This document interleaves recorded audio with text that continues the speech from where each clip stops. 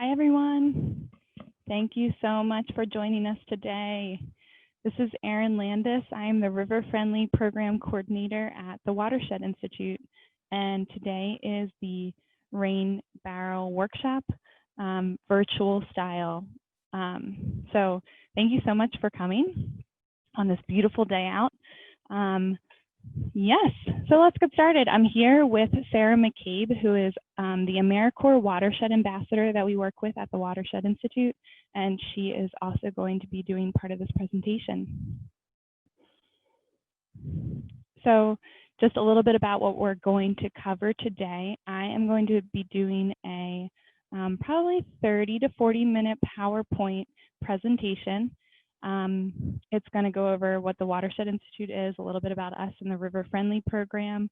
Then we're going to get into some water conservation and protection education items. Then we're going to specifically talk about the use and care of our rain barrels. Then I'm going to review quickly how to build the rain barrel. And then we're going to actually build the rain barrel together. So you'll be able to ask questions throughout this process. Especially during the Rainbarrel live building session. We don't want to leave anyone behind, and you guys will be able to show us your barrels if you need to. After we build the barrel together, I am going to do another short presentation just on how to install the rain barrels. So some house rules, if you will. You should be muted right now, and if you could stay muted throughout the PowerPoint presentation, that would be great. It really minimizes the background noise for us. If you have questions during this presentation, we ask that you submit it in the comments or chat box that's at the bottom of the screen. And throughout the presentation, I'll be stopping and seeing if you guys have any questions, and I can address them as we go throughout the presentation. You don't need to have your video on if you don't want to. This is being recorded, and we're going to send it out to all of you after this.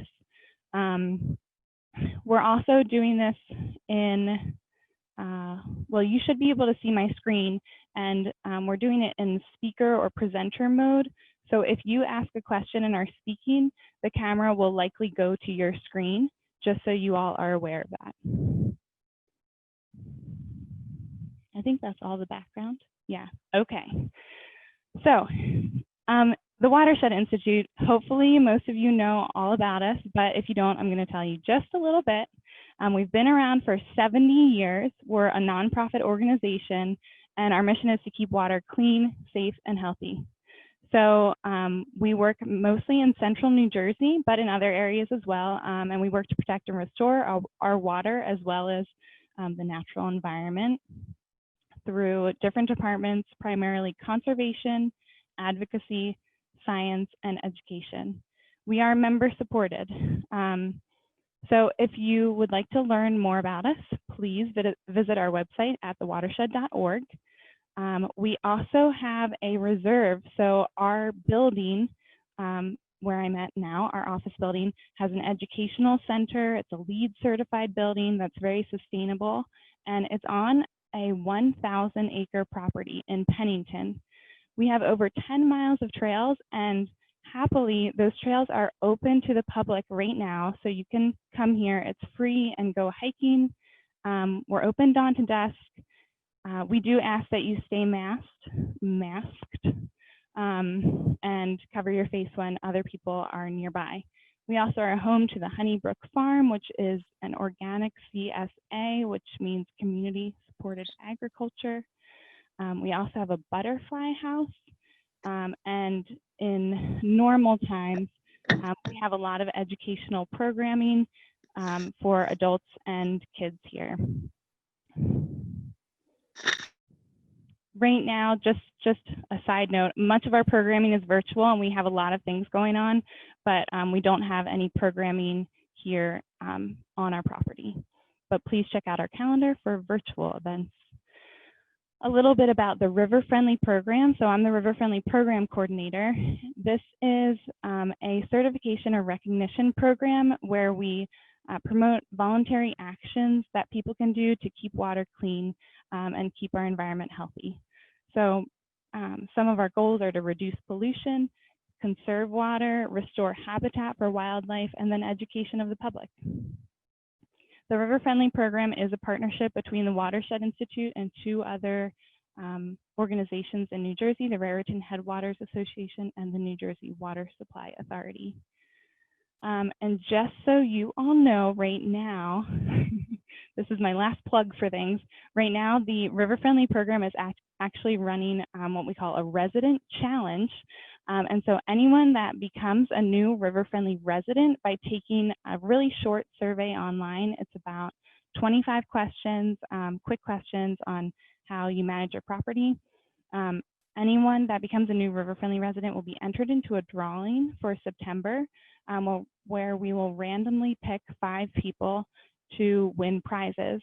And one of the more popular prizes is a $250 voucher towards our Watershed Nature Camp or Academy for next summer. We also have tickets to some events here and at the Raritan Headwaters, and a stormwater evaluation for your home. And if those prizes cannot be redeemed this year, we will honor them next year. So for more information on that challenge, it's on the website, on the Watershed Institute's website, and we also have a New Jersey, njriverfriendly.org is the River Friendly website. Folks that are existing residents can also be entered into the website, into the challenge, and you just have to follow the directions on our website to do that. So tell your friends, tell your family. If you have kids and want to be entered for a chance to win our Watershed Nature Camp prize, definitely enter that. So Sarah, who's going to help me present today, is a NJDEP Watershed Ambassador. NJDEP stands for New Jersey Department of Environmental Protection, and the AmeriCorps program, which the Watershed Ambassadors are under. The AmeriCorps program works to educate the community on the importance of water, watersheds, and water conservation. They perform environmental stewardship through outreach projects and also conduct water body assessments. So New Jersey is split up into 20 different watershed management areas, and each one of them has an ambassador, and they are doing awesome projects throughout New Jersey. So we're really happy to have Sarah here. She's going to be building the barrel with us. And yes, thank you for joining us. All right, so to get into water conservation and protection, which is why the watershed is here, and hopefully you all too. So rain barrels are about harvesting rainfall from generally our roofs. So when it rains, obviously a lot of rainfall water is generated that is coming off of our roofs. So for a roof area, this is just an example to show you guys how much water is running off of our roofs every year. This is an 800 square foot roof. In a 1-inch rainfall event, 500 gallons are going to be running off that roof and could potentially be harvested. Many areas in New Jersey get an average of about 45 inches of rainfall per year. So that is over 22,000 gallons of water every year that's coming off of your roof and have the potential to be collected and used later on to water your gardens. So one rain barrel obviously is not going to capture all of that water coming off of your roof. One rain barrel in a growing season from about April to October can capture about 1,400 gallons of water. So it's a lot of water. And the idea behind these rain barrels is you will hopefully use that water to water your flower beds or gardens. So that's a lot of water that you can save and potentially save money if you get municipal water supply. So a few other methods for saving water outside, besides getting a rain barrel, which is a great first step, are adjust your irrigation or watering as conditions change. So there have been so many times where I have seen sprinklers running in the rain or when the skies look cloudy and like a thunderstorm is coming, and it makes me so mad. So definitely make sure that you can manually override your irrigation system and check the weather before you water your plants. Use a rain gauge to determine your watering needs. So I know last night at my house, it rained. When I woke up, everything was wet, but I didn't know if it rained a lot and soaked all my plants real well, or if it was just a sprinkling. So if you have a rain gauge, you can generally get a better sense of how much water you need to supplement with irrigation for your plants. Plant native plants. So native plants are plants that evolved in New Jersey over centuries and naturally occur here. So they are developed in this area, and so they don't really need to be watered because they're used to surviving here. So if you plant native plants, you really should not have to water your gardens very much at all. If you mulch around your plants, that is going to help keep the soil moist and really retain water. So mulching is super important for water conservation as well. We do encourage watering early in the morning always. Anytime the sun is out and it's hot and you're spraying your gardens, you're losing a lot of water through evaporation. So, and the last one we have on here is use soaker hoses, which is the photo that's in the top right is a soaker hose, and it just sits on the ground, and it essentially drips water, and a lot less water is lost through evaporation as opposed to using hose or a sprinkler, which is spraying water in the air, and a lot of it is evaporating.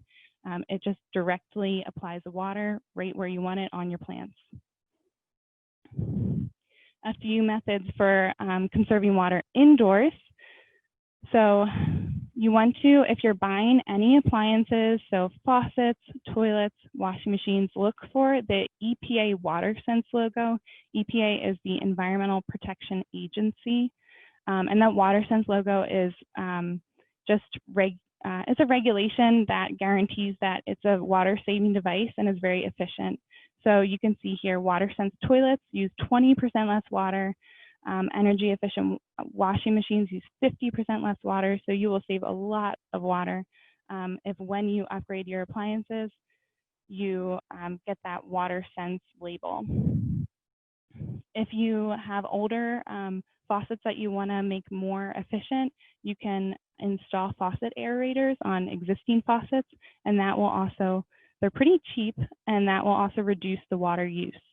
And then the other kind of more common sense tips, like don't let the water run when you brush your teeth, shorter showers, and only running dishwashers and washing machines when they are full. So water conservation is a huge reason to use rain barrels. It's good for the homeowner because you all are going to use less water when you're watering your gardens and things like that. But we love rain barrels because they also help to reduce pollution in our streams. So I'm going to tell you a little bit about how they do that. So like I said, they reduce stormwater runoff via non-point source pollution. So runoff is any water that, when it rains, water can either hit the ground and sink into the ground. So if it's a forested area or a meadow, a lot of the water will infiltrate or be soaked into the ground. But any water that is running off of surfaces, so on your driveway, on your roof, on sidewalks, when you see the water just sheeting over those surfaces when it rains, that would be stormwater runoff. So to make the connection, so think about at your house where your downspouts are.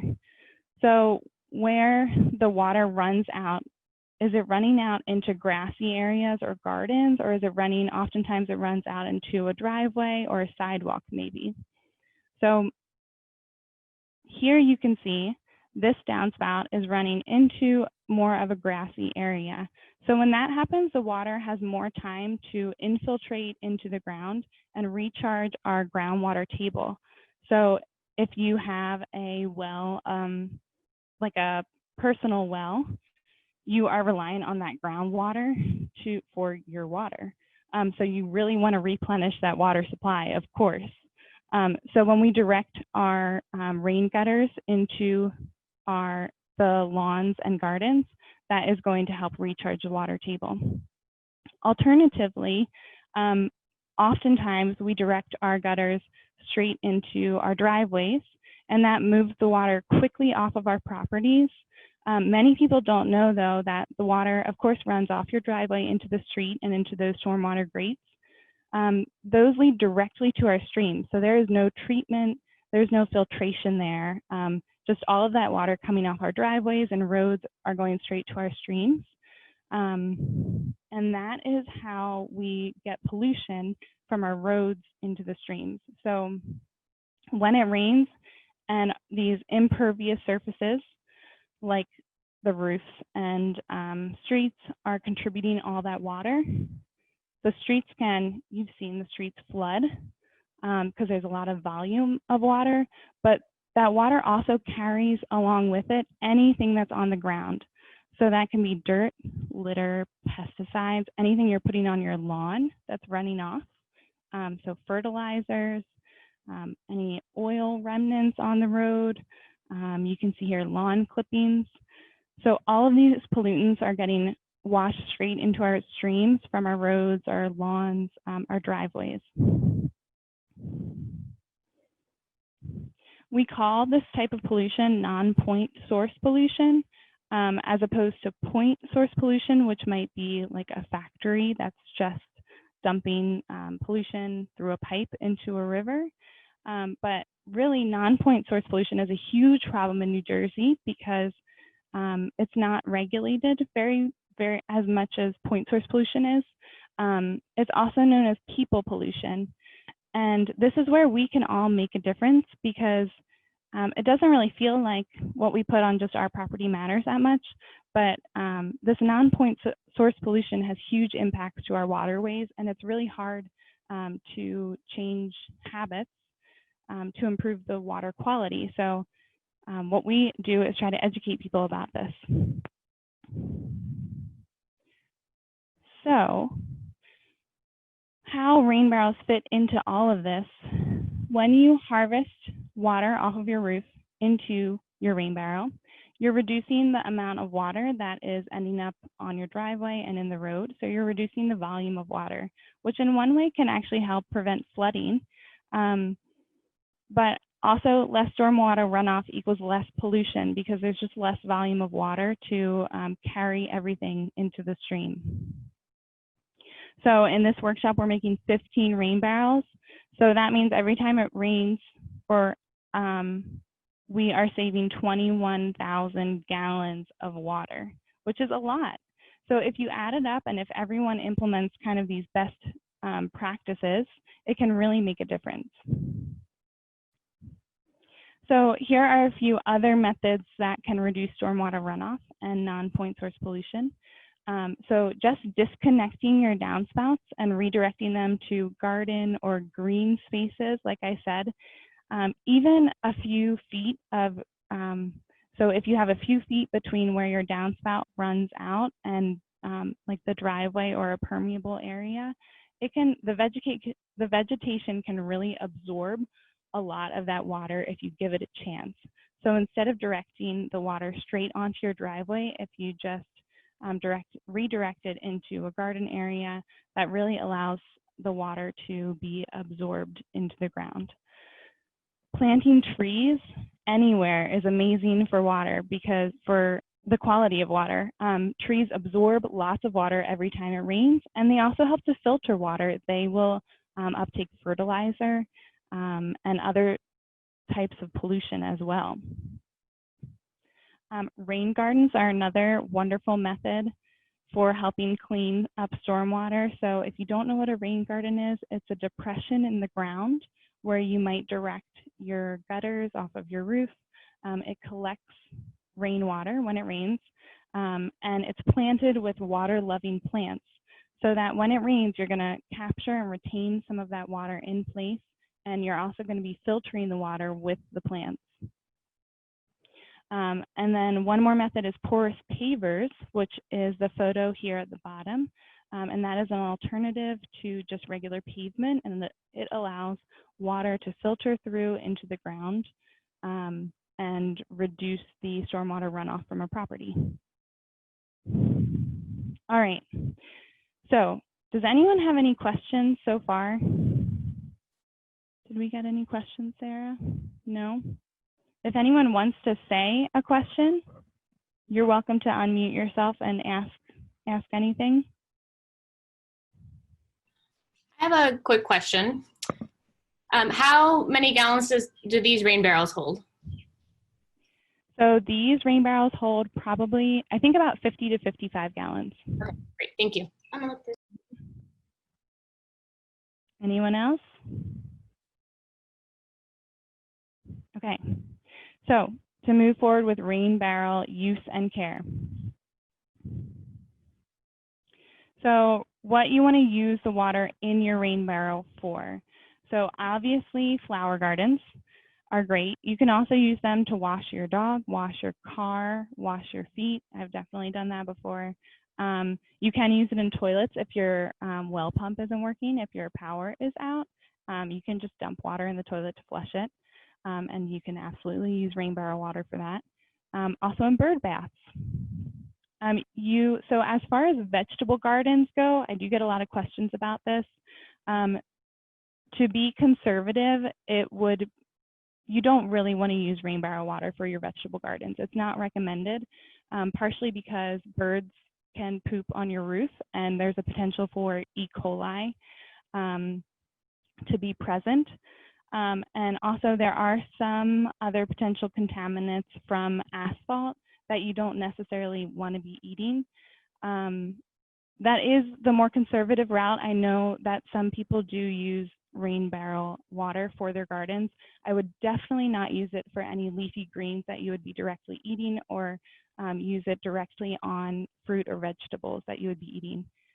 So do not use rain barrel water for spinach or lettuce or anything like that. Don't use rain barrel water for drinking or cooking. Like I mentioned, there are some potential contaminants in it.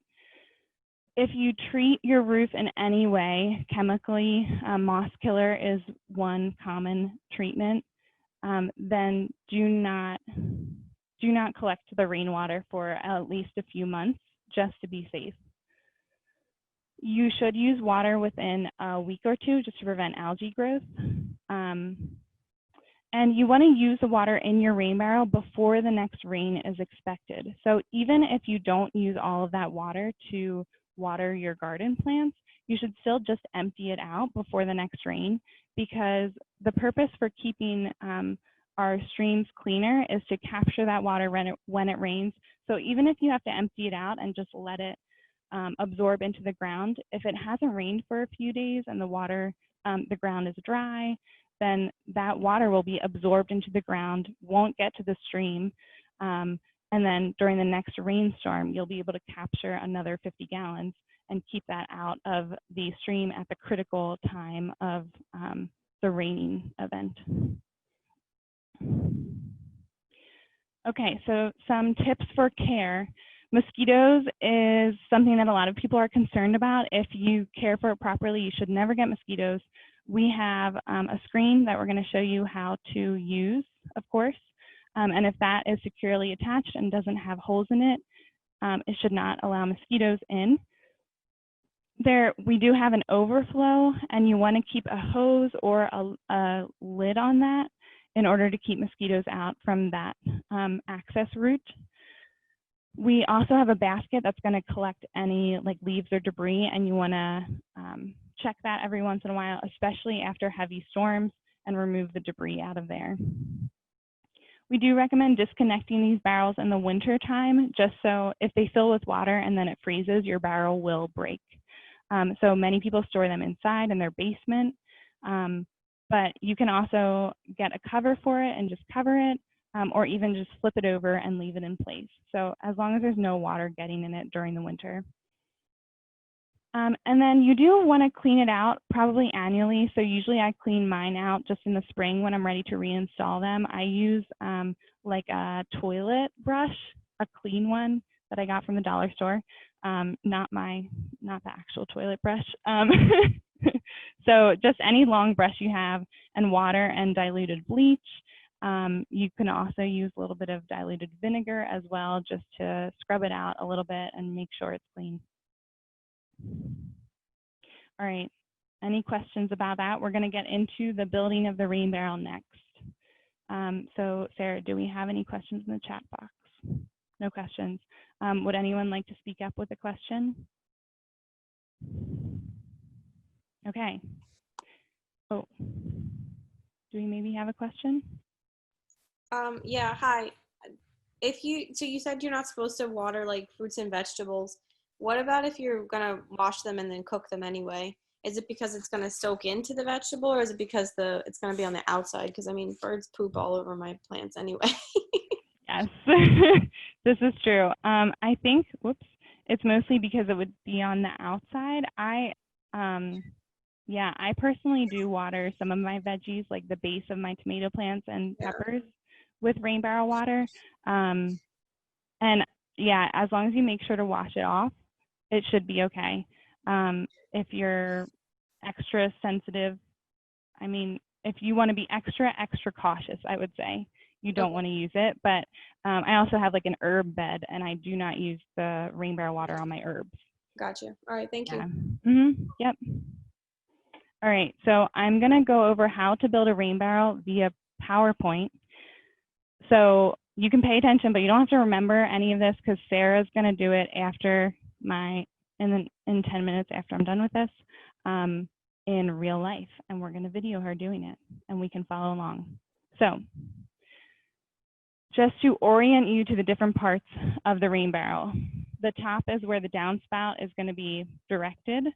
There's going to be a pond basket in the top that's going to catch debris, and then there's also going to be the screen on the top that's going to also catch debris, but prevent mosquitoes from getting in. There is a hole in the top towards the top of your barrel that is the overflow.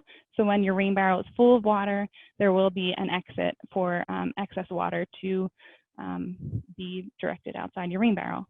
The bottom hole is going to be where your faucet goes, and we recommend attaching a hose to that to use for your garden, or you can also just leave the faucet open and use it for like a watering can. And so those are the big parts of the rain barrel. So you guys got this kit. Hopefully you have everything in here. We have silicone sealant. We have an overflow piece, is that golden that golden metal piece on the top of the photo. That's the hose adapter, which is also the overflow. There is a brass faucet, which came in that cardboard box. The plumber's tape is that circular piece.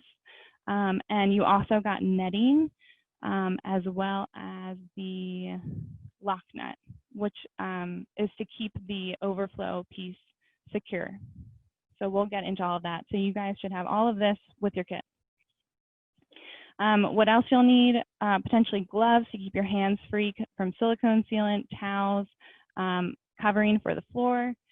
Also a wrench for screwing in the hose adapter, potentially a bungee cord, but that is optional, and maybe a small rock to secure the pond basket, and we'll show you that as well. So we did a few steps prior to you guys getting the barrels, just so you guys wouldn't need extra tools. So the first step that we did was cut the square in the top where your pond basket is going to go. And that is where water is going to enter your rain barrel. We also, if you look around the outside of your rain barrel, there are small drainage holes around the rim, which is going to drain water from sitting in the top of your rain barrel, where that could potentially be a mosquito attractant again. We also drilled the holes for the faucet and the overflow. So you can see the details here. We used a 1 1/4 inch bit and a 1 inch bit for the overflow. So for the faucet installation, the faucet is 3 pieces. It's a pretty nice faucet.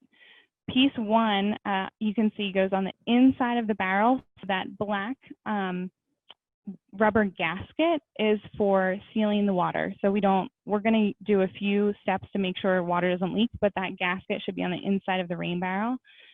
Piece 2 goes on the outside of the rain barrel, and then 3, the faucet itself will be screwed into both of those pieces from the outside of the rain barrel. So you can see here, this is kind of showing installing the faucet. On the left side, what you can see represents the inside of the rain barrel with that rubber gasket on the inside. And then step 2 would be using that second piece, and this is showing what is going to be the outside of the rain barrel. So screwing that second piece onto the first metal piece. Then we're going to put plumber's tape around the faucet and silicone sealant around the plumber's tape. So Sarah's going to go through all of those details. And that is to keep this system from leaking at all. And that's going to be screwed into the first 2 pieces in the rain barrel. So again, this is just a quick overview, and Sarah's going to walk you through this all while we're building our rain barrel. So this is the hose adapter, or the overflow, I've been calling it as well. If you look at it, one side is longer than the other one by a little bit, and the longer side is going to go to the inside of the rain barrel. Is that right, Sarah? Yeah, Sarah says that's right. The piece that's going to go on the inside of the rain barrel, again, is going to get plumber's tape and silicone sealant to keep it from leaking. So this is it after it's been screwed into the rain barrel. This can be a little bit tricky, and this is where you would use your wrench. So the top photo is going to be the outside of the rain barrel after that piece is screwed in. On the inside of the rain barrel, we are going to screw the lock nut onto the inside. So that is just to keep that piece secure. And then one of the last steps is putting the netting over the top of the rain barrel. So you would drape the netting over the top of the rain barrel and then put the basket on top of the netting and sort of push the basket and the netting into that hole in the rain barrel. This is where you might want to put the basket is not actually secured in the rain barrel, and that's going to allow you to really easily take it out and empty it. And it shouldn't really go anywhere, but if you want to put like a small rock in that basket to secure the basket, then that would be fine. So you can secure the netting using a bungee cord or using that metal rim that's around the top of the barrel. And Sarah will show you all those options. And I think that's about it. Before I turn it over to Sarah, just a few reminders. Sarah, the default for this meeting is that you are in presenter mode. And so while Sarah's talking, you should see her screen. But if anyone asks a question, your face will probably come up on the screen, which is okay. But just so you are aware, and we're happy to look at the situation you're in if you're having any problems and give you advice. If you can submit your questions via chat, that would be helpful, and I can pause Sarah and ask her your questions. But if you have a question that is urgent, you can also just speak. And I think that is all. Yeah? Are you ready, Sarah? Okay, I'm going to turn it over to Sarah. This might take like 1 minute to just figure out the logistics, but bear with us, and Sarah will start building shortly.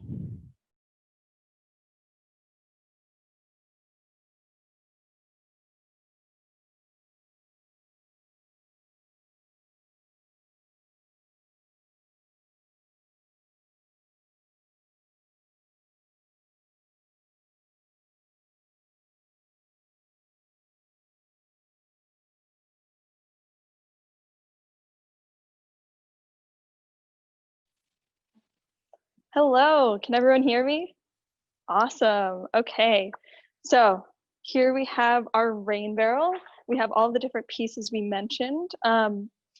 I'll just talk about this up top. So here we have those metal rings that are around a lot of your rain barrels. It looks like it moves pretty easily right now, but it is actually very tricky to get on and off. The reason I'm mentioning this now is because if you wanted to take it off to more easily access the faucet hole of your rain barrel, you're totally welcome, but please be warned that this is very difficult to put on and to take off. So really you need like at least 2 strong adults. Erin and I, we consider ourselves pretty strong and healthy, but it took a lot. So just warning you right now, if you do choose, there's really no reason that you have to take this off, only if you want to secure your netting this way. So just a warning. Okay, so we are going to start out. Any questions about that?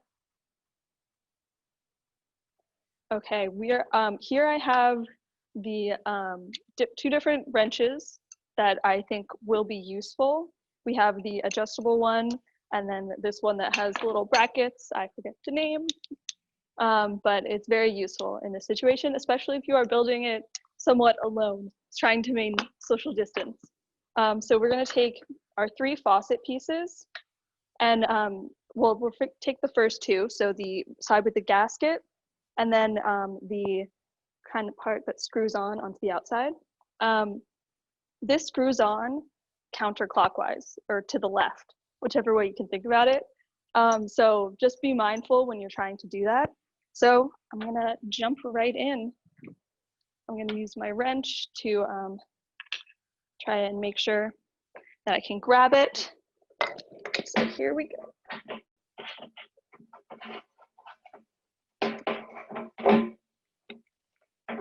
There we go. Okay. So our side with the rubber gasket is in. And now I'm just gonna stick my finger in, or you can have someone hold from the inside. That'd probably be much easier. But I'm gonna stick my finger in, try to delicately hold it. There we go. And then screw it on. Sorry, I know it's a little bit tough to see. Screwing it on to the left. Here we go. Okay. So you want to tighten it to about hand tight, and then you can go in with these guys, the channel locks. Very good. For a few extra, just a little extra tightness.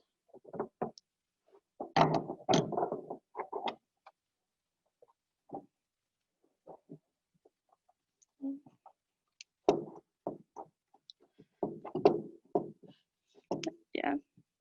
You might want to have someone on the inside holding it. It makes it easier. Okay, I think that should be about good. Hi. Okay, so yes. Help us. I'm not sure. So we have the faucet pieces, and I just want to go back to how they're supposed to come apart. So there is the part that, here, I'm just gonna take a little peek. So the piece that you are holding in your right hand. Yeah. Yeah, those 2 should come apart. Yeah. Like, is the gasket where they're separating? So there's the top piece This. on the other side. This. Is it screws the opposite way than we normally think, so it can be tricky to get off. I would recommend, actually, because mine were pretty tight like that, if you have like a wrench nearby, holding one piece and then trying to unscrew it. Okay, yeah, I think our wrench is a little too small for that, so I will have to run in the house and grab something else, so I'll be back. Yeah, no worries. Thank you. Anyone else have any problems or any questions about first step?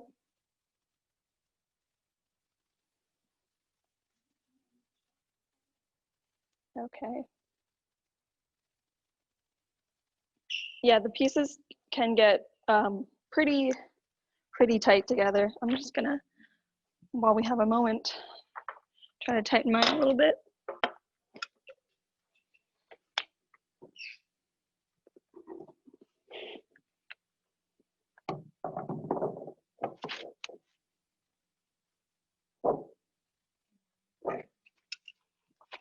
Okay.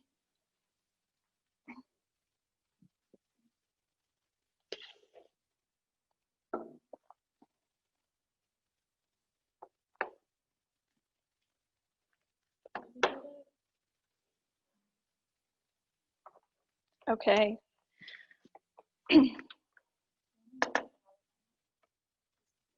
Yeah, no rush, guys.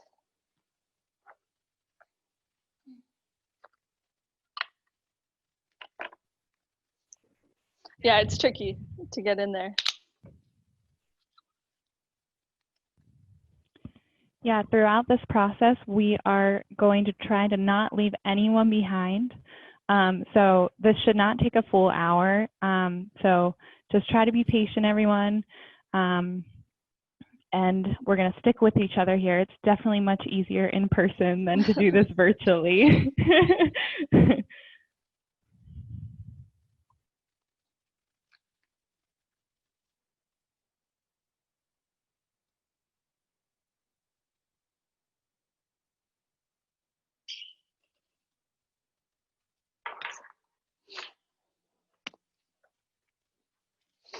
Okay.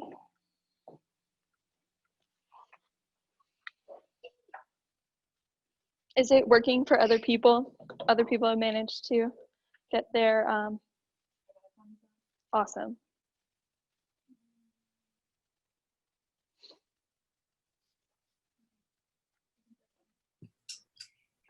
You got it. Thank you so much. Yeah, awesome. Okay. So we're all good here. I'm just gonna tilt this.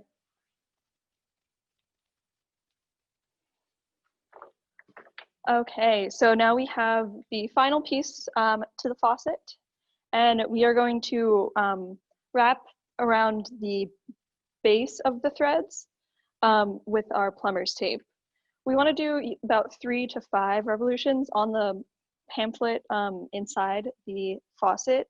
It says to do about 5, so however many you feel, probably more, why not? So just wrapping.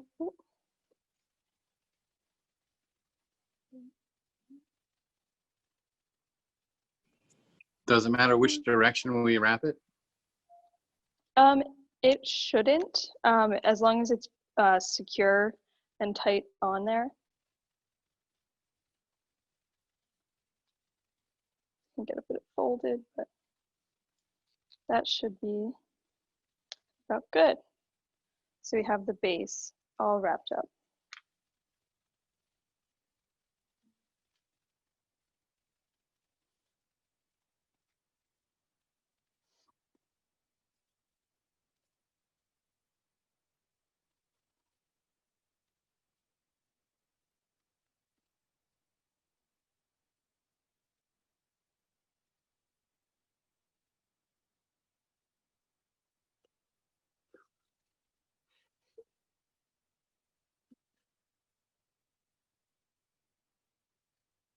Okay. And you can just, it just should tear right off once you're done. No problem.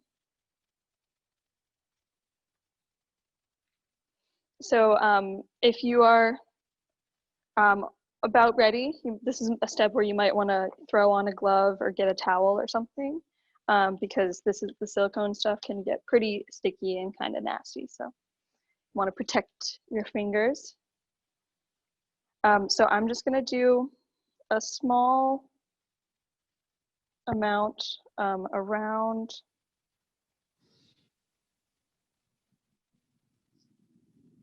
the base. There we go. Might just actually try to smooth it out a little bit before we get too crazy. And then this piece should screw directly into the nice little housing we made for it. There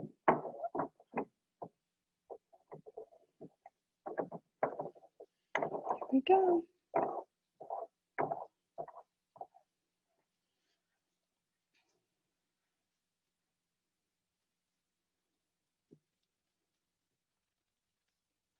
So you want to make sure that your faucet is tight, but also that it is facing the correct direction. So you can kind of twist your whole system to make sure that everything is good. I'm just now smoothing out any of the excess to make sure that we have a good seal, and I think that should be pretty good. We have this little extra bit.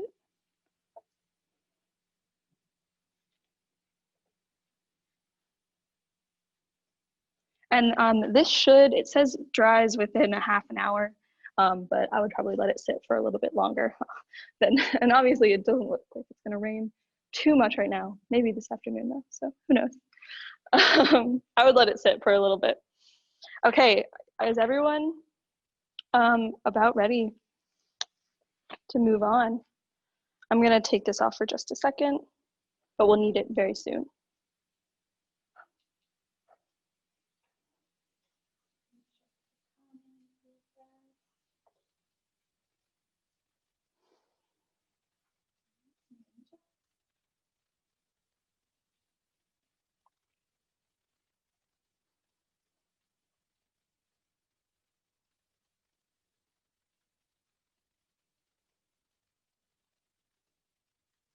I'm just using whoever I can see as a good time monitor, just so I don't want to breeze past anyone.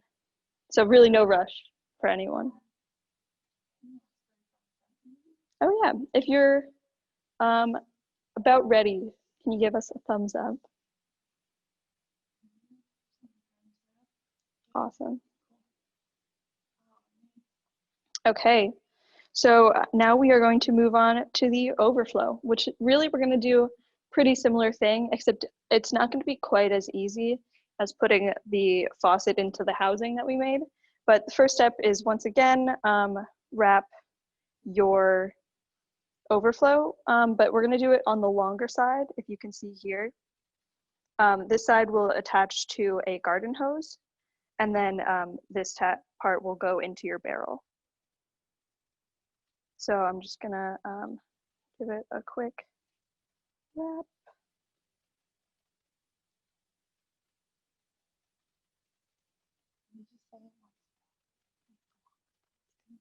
The longer part, we want to make sure we're using the longer part to get into the barrel, wrapping right around the base. There we go. So as you can see, this shorter side is like an adapter for a garden hose, while this side, I don't think you could attach a garden hose to it. It's going to go inside your barrel. Awesome. And so popping my glove back on.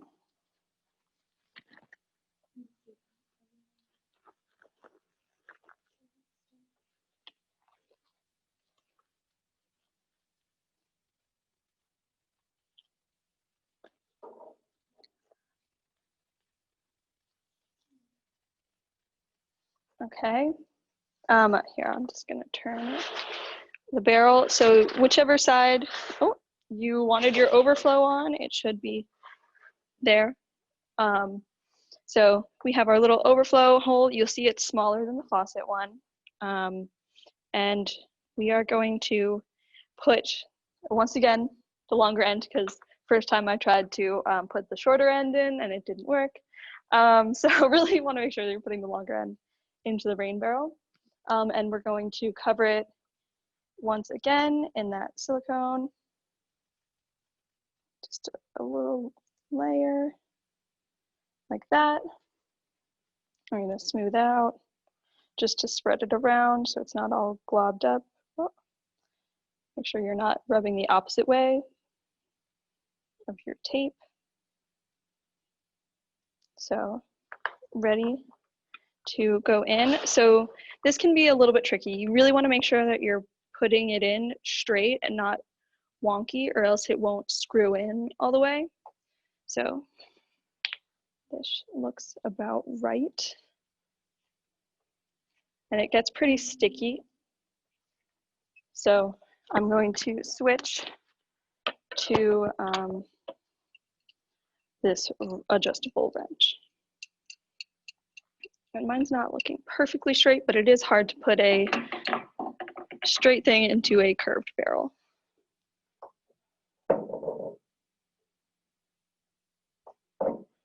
Making any progress? Yeah. Here we go.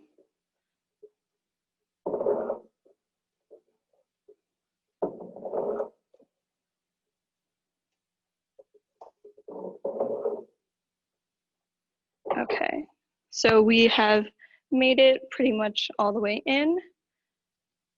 Looks honestly pretty good. That's the easiest it's ever been for me. I'm very proud of myself right now.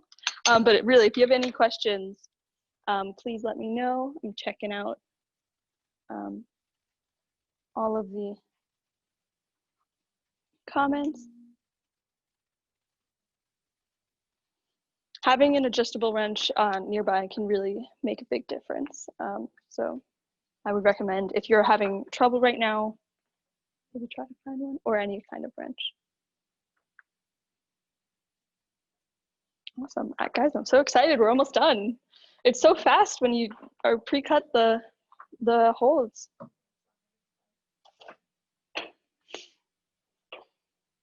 Can I get some thumbs up if we're ready to move on?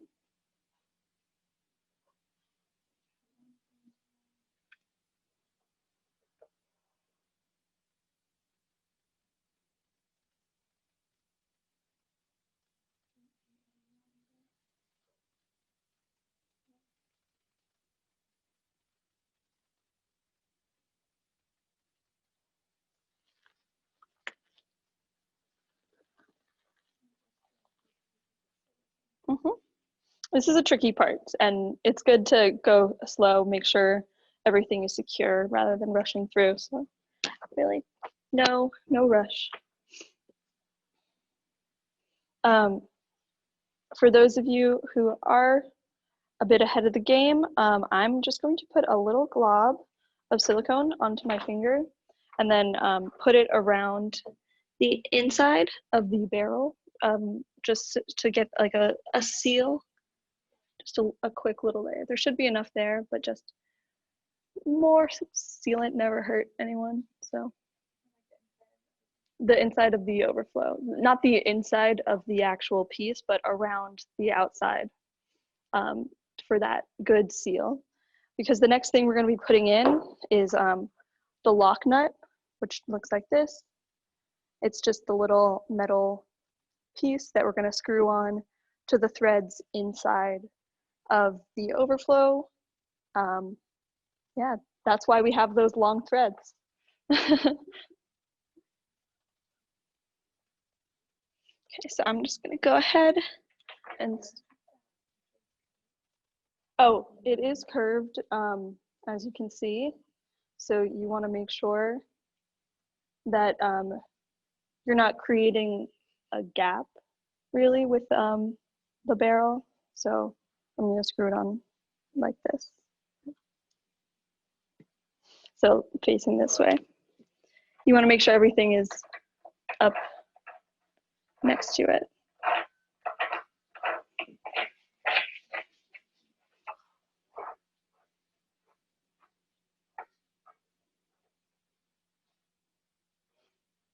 Okay, so I did it to about hand tight, and now once again, I'm going in and I'm gonna try to get a nice seal.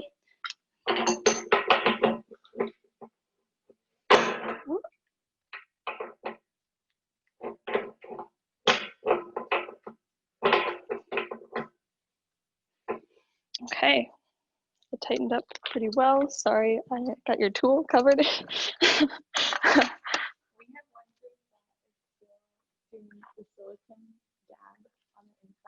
Okay.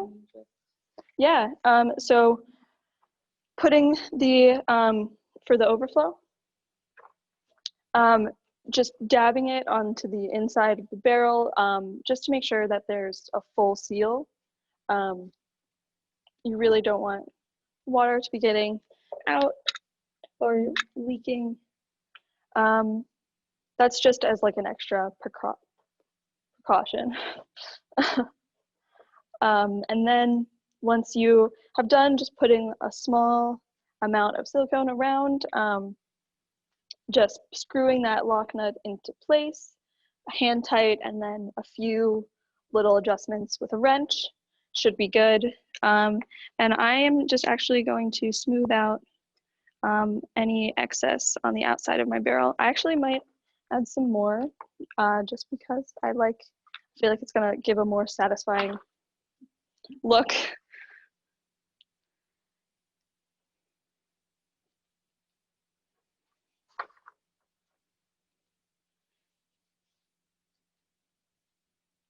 So just going around the outside, making sure there are some like kind of bits that can come up from the whole drilling of the rain barrel. So you want to make sure that there are no like little gaps where the water could get out. But I think that looks pretty good.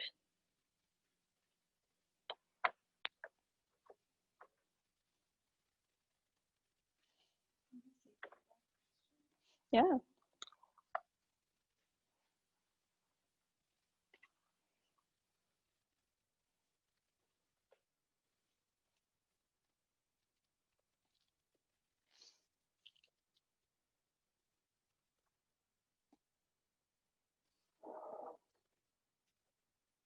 I'm excited about this rain barrel. I have a spot where I'm going to put it. I put in a native plant pollinator garden, so it's going to be good. It shouldn't need a lot of water, but if we have a dry summer, then I'll have some water to water those pollinators, or the pollinate plants that need to be pollinated. There we go.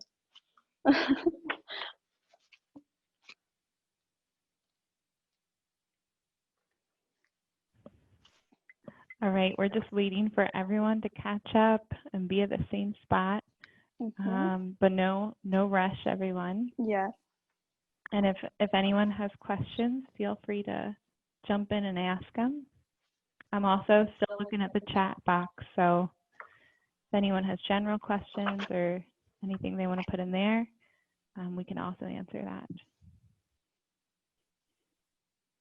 that. Also, you are totally, once we're done, totally welcome to paint your rain barrel. I know some people like to put like a layer of like white primer on it and then paint over, but we have a really pretty one here at the watershed, and it has big sunflowers all over it, because I know not everyone loves the big blue barrel look. So you're totally welcome to change up however you feel. It can be a pretty good way to like paint one with kids. We did one at a summer camp last year. It was really cute. Yeah, it's a fun activity to paint your rain barrel, and you can paint it how much ever you want. You can paint it in sections. Yeah, you can paint over your own work. Who knows? Okay, I think, are we about ready?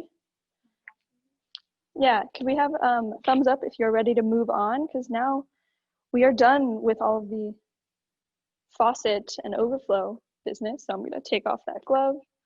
And now we're going to talk screen.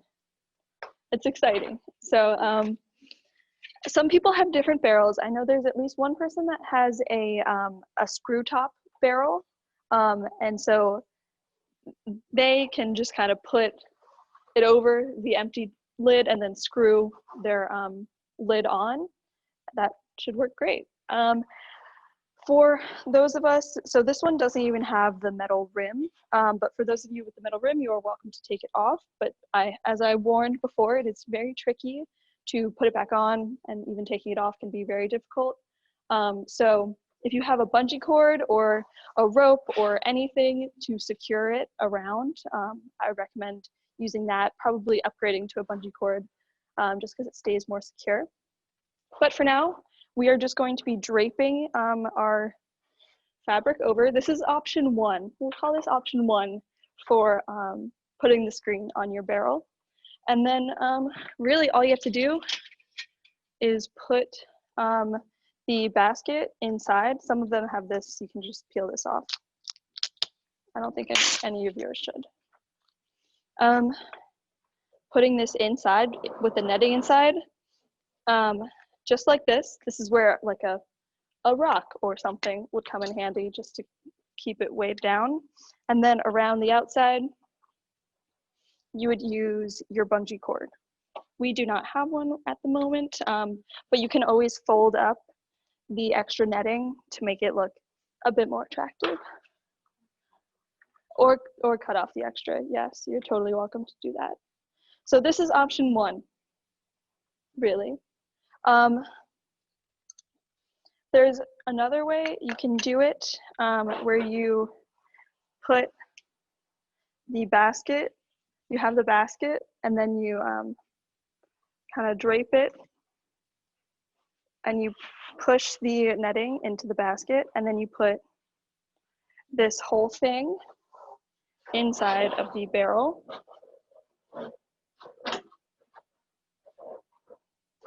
Like that. It's a bit neater, but one thing I do want to mention is that we do have those holes drilled around. So I wouldn't recommend this for long term, or if you're keeping like super good upkeep, maybe that's doable for you. But I wouldn't fully recommend it, even though it is more attractive. That's how it goes. Any other ways to put? Yeah, I think, so those are your options. I would recommend going with the first one, but if you don't have a bungee cord at the moment, maybe this could serve you well.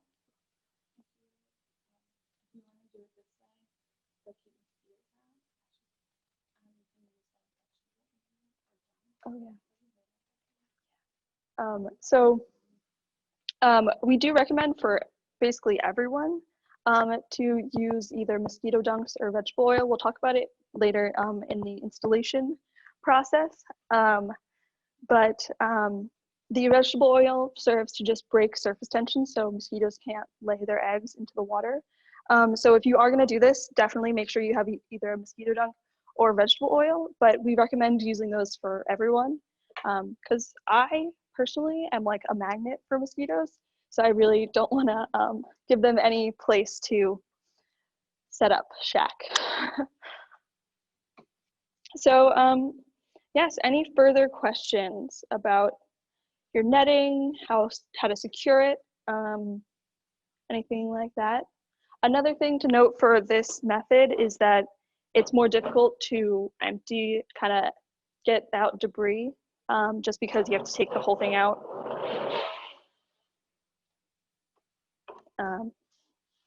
So I'm gonna keep it like this, just because it makes it a bit more simple.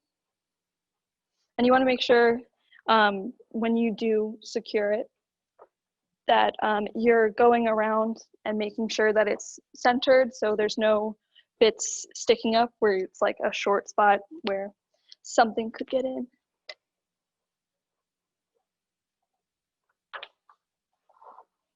So just giving it some little folds.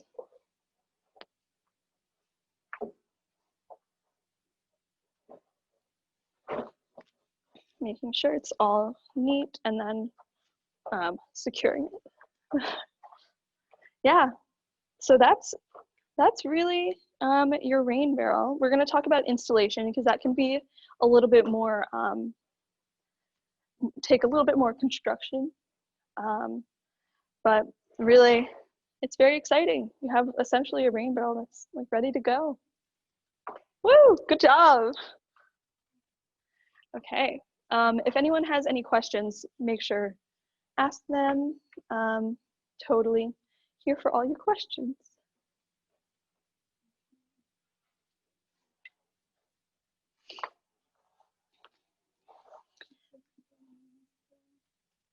Mm-hmm. I would definitely make sure to let all of your everything that we silicone screwed in, make sure to let it kind of set and cure. So just don't fill it with water right now.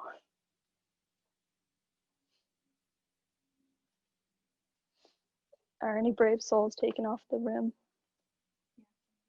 Oh, wow.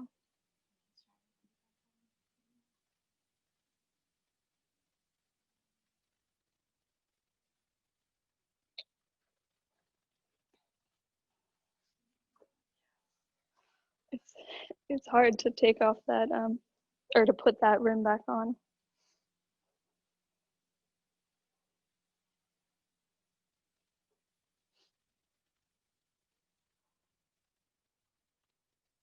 And if you, throughout the years, if you see any holes or anything in your netting, make sure to replace it. This is, I think, just fiberglass netting. I'm sure you can get it at like any hardware store, just to make sure you're keeping everything bug-free. Yeah.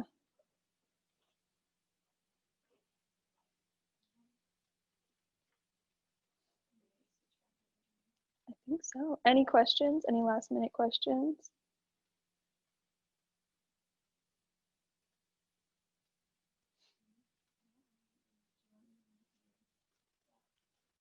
Thank you guys. This was awesome. Erin's going to talk about the installation portion next. So thank you so much.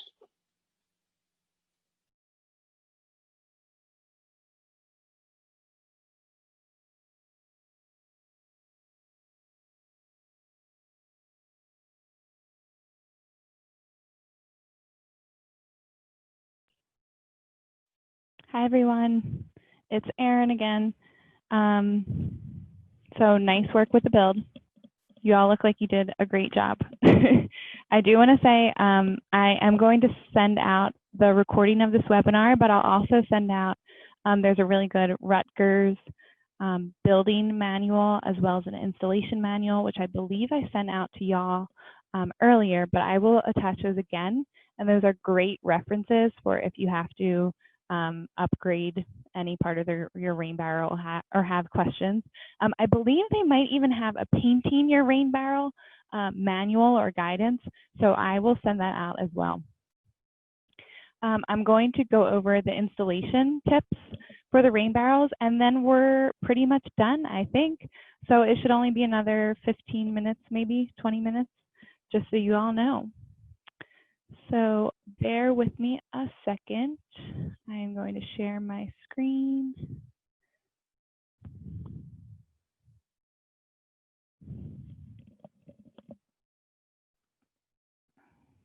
All right, so installing your Rainbarrel.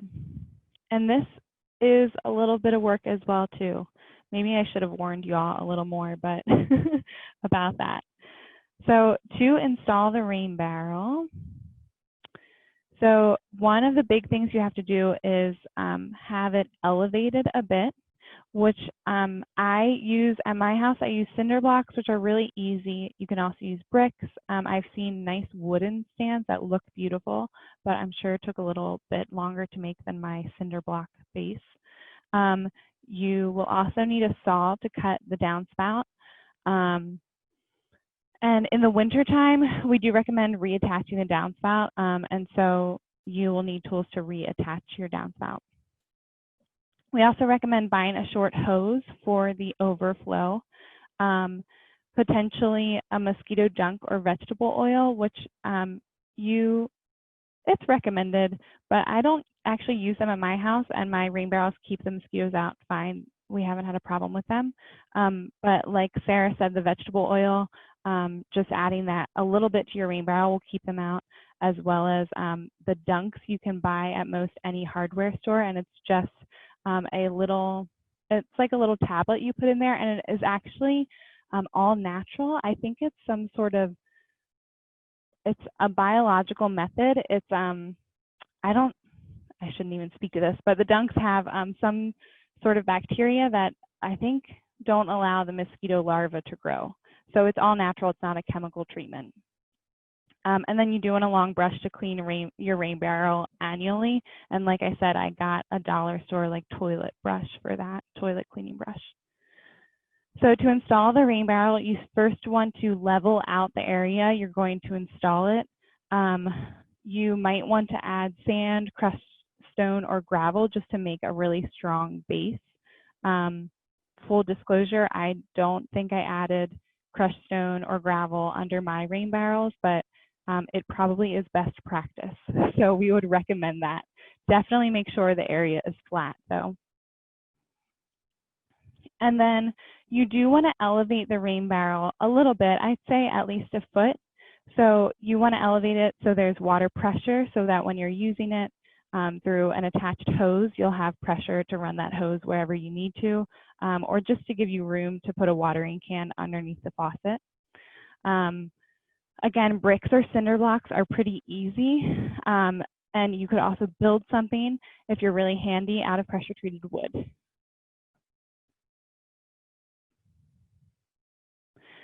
So next, you're going to want to cut your downspout, which is a little bit scary. I was nervous to do this part.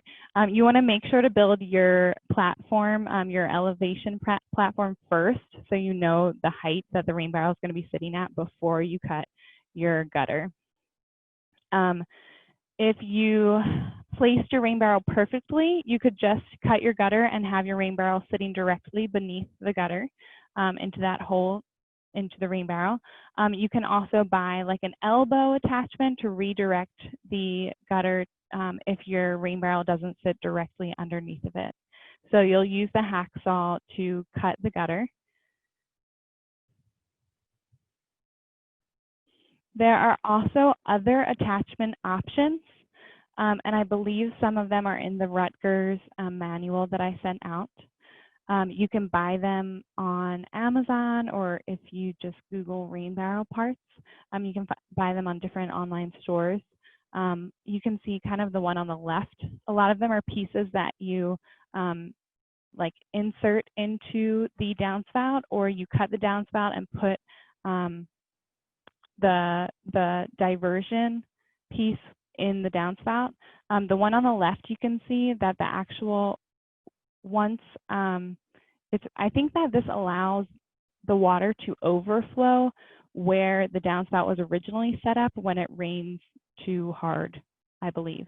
I'm not super familiar with this version, but you can do research online and see if there are other methods that you would prefer. When you think about where your overflow is going to go, just think about where you want that in your yard. So a lot of people direct the overflow where the downspout used to run, and that would be a short hose that's attached to the overflow piece. We do recommend having it overflow into a green area or a garden instead of your driveway because of the reasons we talked about at the beginning of the presentation, but you can direct it really anywhere that's best for you. So then you're ready to put your rain barrel in place. And you see here that they installed a elbow for the downspout that redirects that downspout into the rain barrel. So yours might look something like that. And then you can probably see in this picture, there is a short hose attached to that overflow piece on the top of the barrel, and they have it going into that garden, like to the bush next to the rain barrel. Again, this does prevent mosquitoes from getting in that entrance. You can also purchase, I think, oh, never mind. I was going to say you can purchase a cap for it, but that would not allow your water to overflow, obviously. So don't cap that off. Again, you can direct the water wherever you would like it to go. And then again, the mosquito dunk or vegetable oil. We recommend, I think for the vegetable oil, you might have to add a little bit of that every week or two, but the dunks I think last longer. So I think that is about it. Yeah.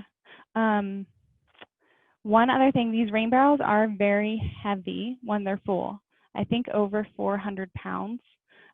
So you want to make, they're not going to be easy to move once they're full.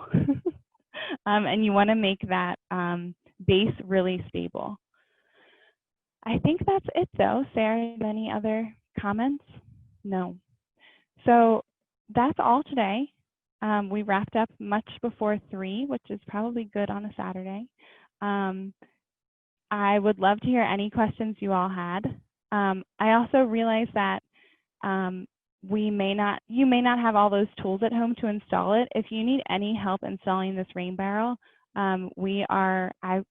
if you live within a reasonable distance of the Watershed Institute, I can probably come out and help you install it, or I am happy to give you personal advice via phone or email on how to install. We can work out the details because of COVID. Normally I could just come out and work with you, but obviously we would work to make it safe for all of us. But definitely if you need help, please contact me directly. Yeah, do we have any questions from anyone? Feel free to add them in the chat box or just speak up and ask them is fine.